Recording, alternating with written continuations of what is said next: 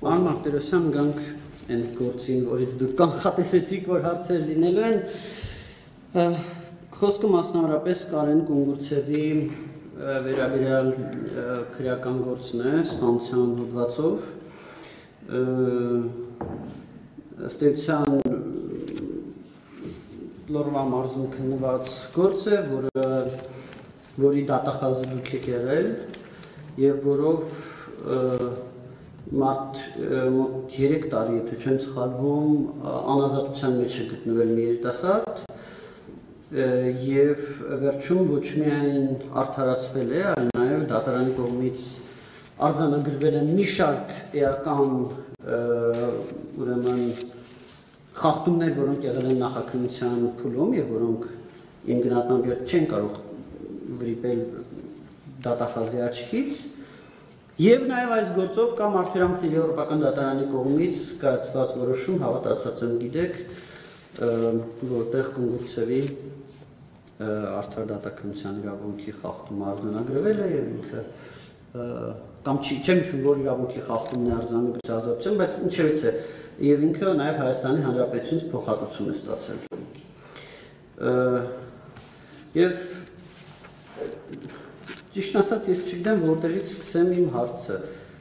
Լավ, ձեր կարծիքով այս քրեական գործում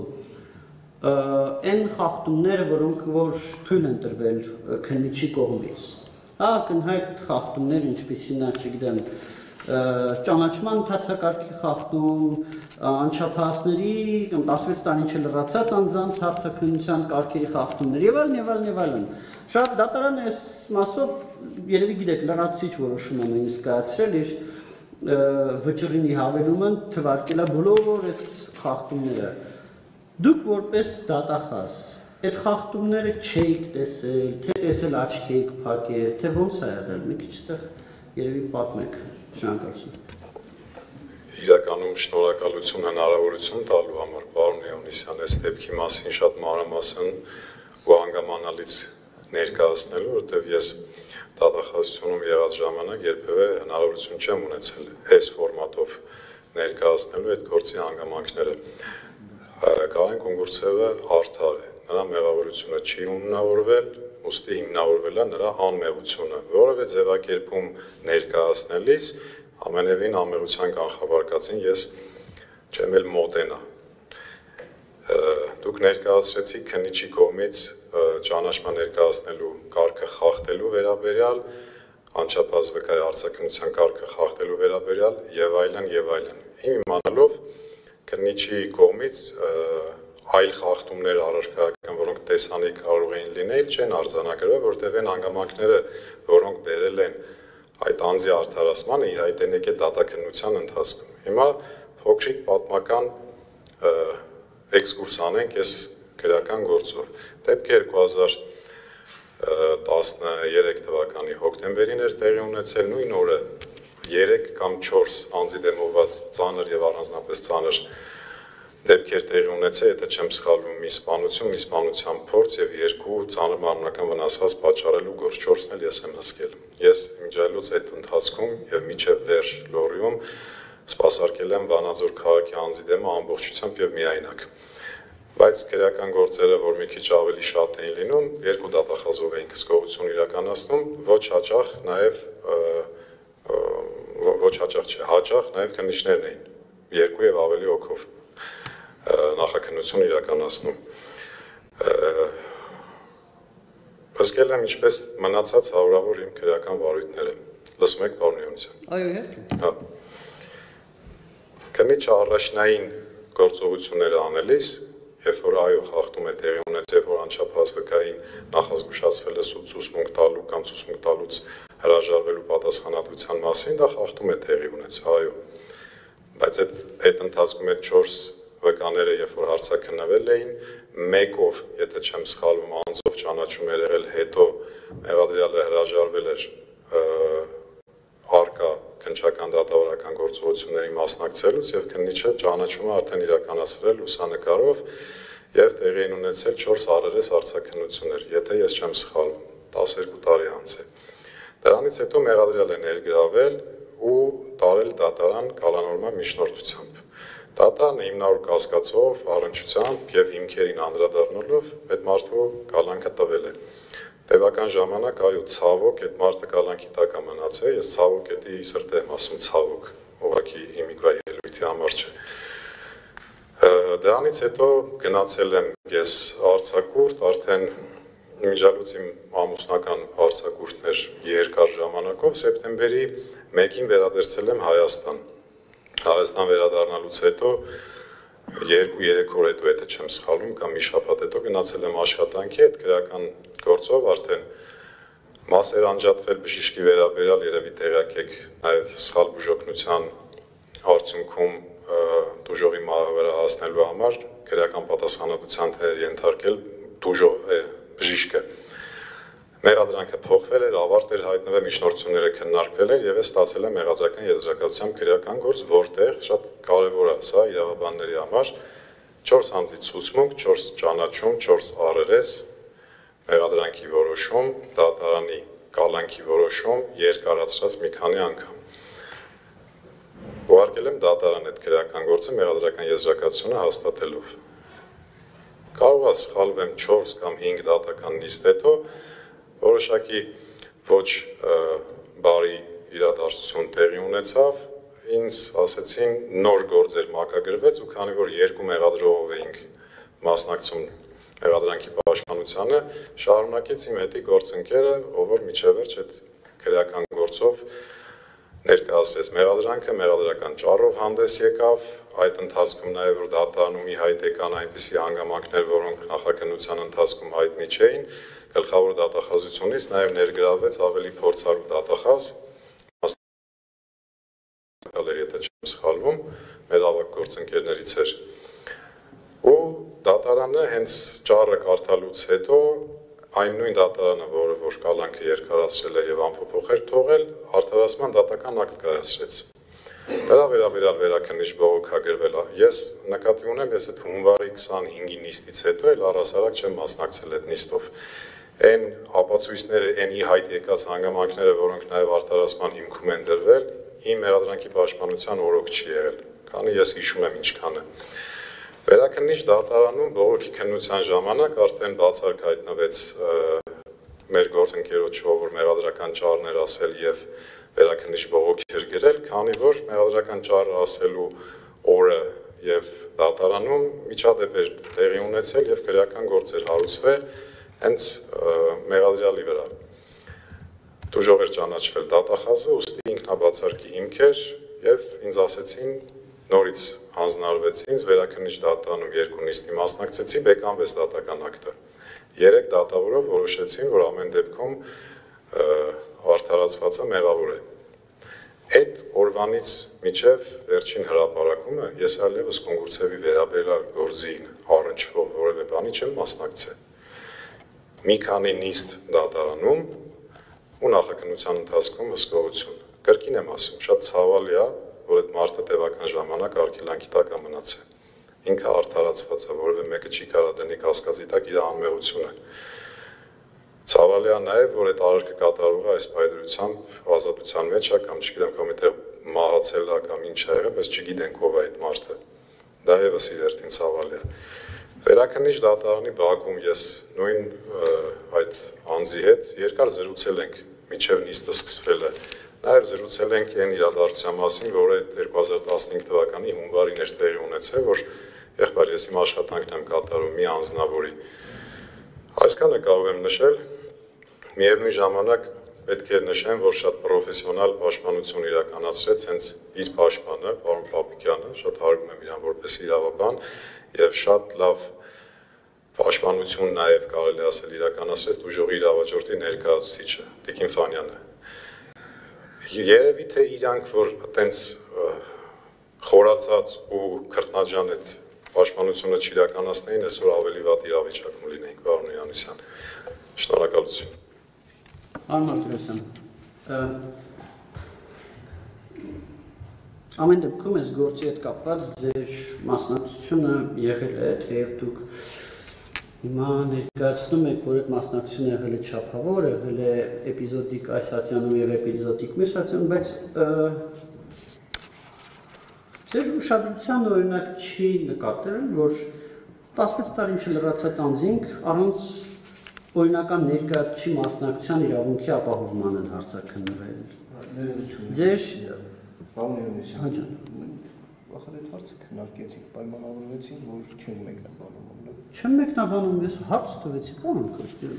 Թումանյան։ Հա, դե բայց դա քննարկեցինք, էլի։ Չէ, հարցը Չէ, հարցը կոնկրետ ուզում եմ ստալ դեմ չեմ որ հարց տակ, որ չկրկնվենք, էլի, դա։ Չէ, չեմ կրկնվում։ Պարոն Յովսյան, իհարկե չեմ նկատել ու դա խրատ է եղել, որ հետագայում երբ որ այլ քրեական գործեր էինք ստանում, եկող սերունդին դատախազները ասում ենք ուշադիր կլինենք մեխանիկական բլանկը չստորագրվի հանկարծ։ Որովհետև եթե կարելի է ձեր անջատեք իմը լսվի, կարելի է բանալ, որ անջատեք ասեմ էլի, ձեր դուք չգիտեմ բարեբախտաբար թե հաջողությամբ որ քննիչ չեք աշխատել, այսպես քննիչ կլինեիք։ Կային բլանկեր հարցաքննության, քննիչ աշխատած եւ նաեւ փաստաբանները գիտեն, որ այդ բլանկերը կոպիտ են բերում, օրինակ ասում են ստեղ ստորագրի, անցնենք բուն հարցաքննությանը։ Ես չգիտեմ մեխանիկորեն ա եղել, թե դիտավորյալ ա եղել, եթե դիտավորյալ ա եղել, թող մարդը ենթարկվի պատասխանատվության, բայց ես վստահ եմ, որ դիտավորյալ չի եղել, անչափահասին ավելին ասեմ, որևէ հանցանքի սուբյեկտ չհանդիսացող 13 տարեկան էր, եթե չեմ սխալվում են երեխան, որը որ նաև ստորագրել էր ցուցմունք տալու հրաժարվելու համար քրեական պատասխանատվության մասին։ Բնականաբար չենք նկատել։ Եթե նկատած լինեինք, կասեինք, արի հարցաքննության արձանագրությունը սխալ է կազմել, գնա նորից քննի, լրացուցիչ քննի։ Միակ գործողությունը, որ կյանքում մի անգամ կարելի անել, դա ճանաչման ներկայացնելու գործողությունն է, մնացած բոլոր գործողությունները լրացուցիչի եւ կրկնակի հնարավորություն ունեն։ Շնորհակալություն։ Շատ լավ։ Այդ գործով, եթե ես ճիշտ եմ հասկանում, հիմնական ապացույցներից մեկը հենց ճանաչումն էր եւ այդ ճանաչումը ես կարդում եմ հիմա դատարանի որոշումը մի շարք շատ էական խախտումներով ա եղել։ Նախ ճանաչումը նկարով ա եղել կենդանի անձի առկայության պայմաններում։ Ինչպես? Ճանաչման հետ կապված ասեմ, որ հետո պարոն Թումանյանը չասի կրկնվում է։ Ճանաչվողներից ուրեմն Կունգուրցևը ձեռնաշխտաներով ա եղել։ Կներեք 1060, եթե որևիցե ճանաչման ժամանակ ճանաչվողներից մեկը ձեռնաշխտայով է եւ մարդուն հարցնում են, ասում են, որ մեկն է, միանգամից ինքը ոնց ասեմ, առնվազն ակնարկը հասկանում է, որ պետք է ճանաչումը լուսանկարով է։ Ինչպես? Լուսանկարի մեջ ձեռնաշխտայով։ Դե դատարանի որոշման է։ Ես շարունակեմ, էլի։ Ես ասում եմ փոխանցել, հեսա փոխանցել։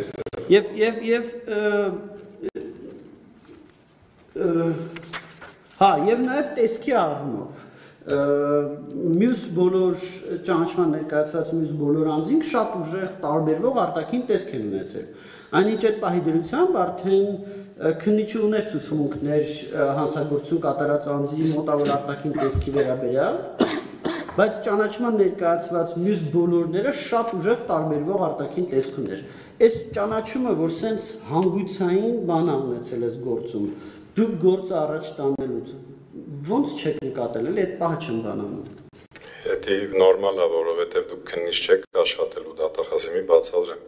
Ճանաչումը արձանագրությունն է կարդում հսկող դատախազը։ Ճանաչման մեջ գնաց չի, որ ձեռնաշղթայով մարդուն բերեցին, ներկայացրեցին մյուս ճանաչվողների մոտ։ Ճանաչումը արձանագրությունը, որ կարդում ես, հիմիկվա քրեական դատավորության օրենսգիրքը ահագին տեղը գցեց այդ խնդիրը, որ տեսագրությունն է հիմնականում բոլոր դատավարական գործողություններում իրականացվում,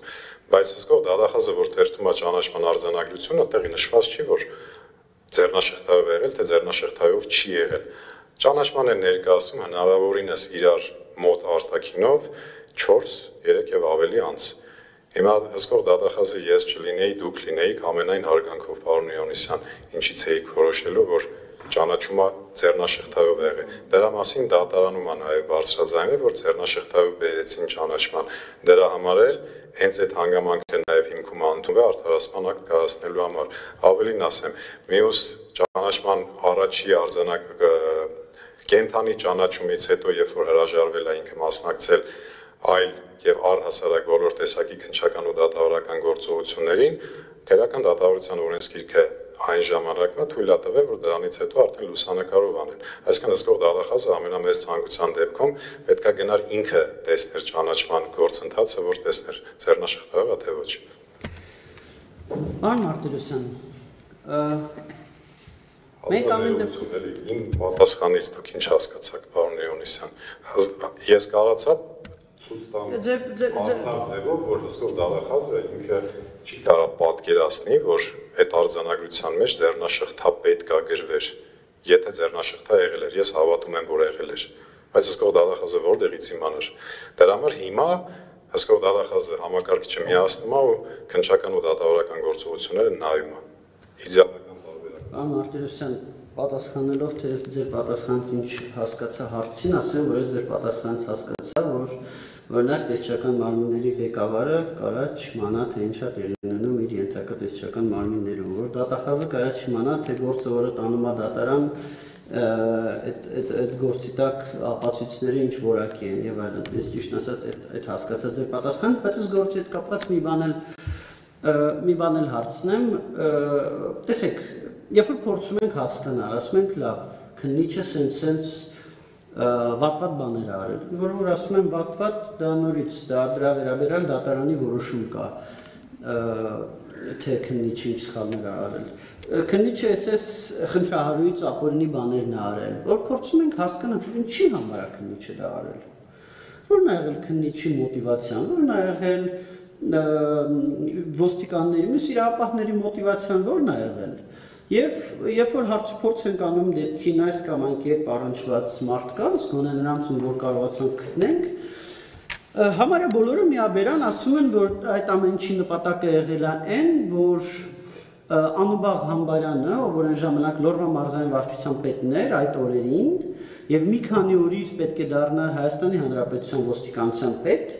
որ իր կարիերային չբացահայտված թարմ սպանություն չլինի։ Այսինքն